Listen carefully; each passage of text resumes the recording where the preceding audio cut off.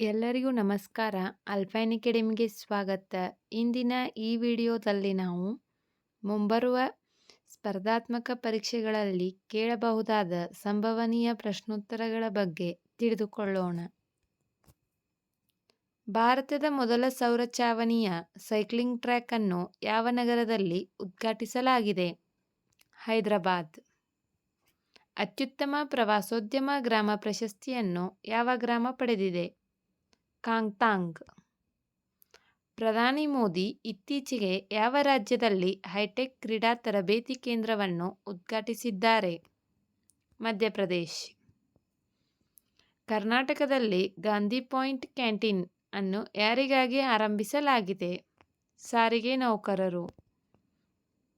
ಅತಿದೊಡ್ಡ ಕರಾವಳಿ ಹೊಂದಿರುವ ಭಾರತದ ರಾಜ್ಯ ಯಾವುದು? ಗುಜರಾತ್. ಮೆದುಳಿನ ಹುಳು ಯಾವ ದೇಶದಲ್ಲಿ ಹರಡಲಿದೆ ಎಂದು ವಿಜ್ಞಾನಿಗಳು ಎಚ್ಚರಿಸಿದ್ದಾರೆ? ಅಮೆರಿಕ. ಯಾವ ರಾಜ್ಯವು ಮುಖ್ಯಮಂತ್ರಿ ಗ್ರಾಮೀಣ್ ಆವಾಸ್ ನ್ಯಾಯ ಯೋಜನೆಯನ್ನು ಆರಂಭಿಸಿದೆ? ಛತ್ತೀಸ್ಗಢ.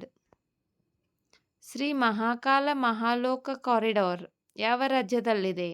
ಮಧ್ಯಪ್ರದೇಶ್. ವೇದಗಳಿಗೆ ಹಿಂತಿರುಗಿ ಸಂದೇಶ ನೀಡಿದವರು ಯಾರು? ದಯಾನಂದ ಸರಸ್ವತಿ. ಮೇಕೆದಾಟು ಯೋಜನೆ ಯಾವ ನದಿಗೆ ಸಂಬಂಧಿಸಿದೆ? ಕಾವೇರಿ.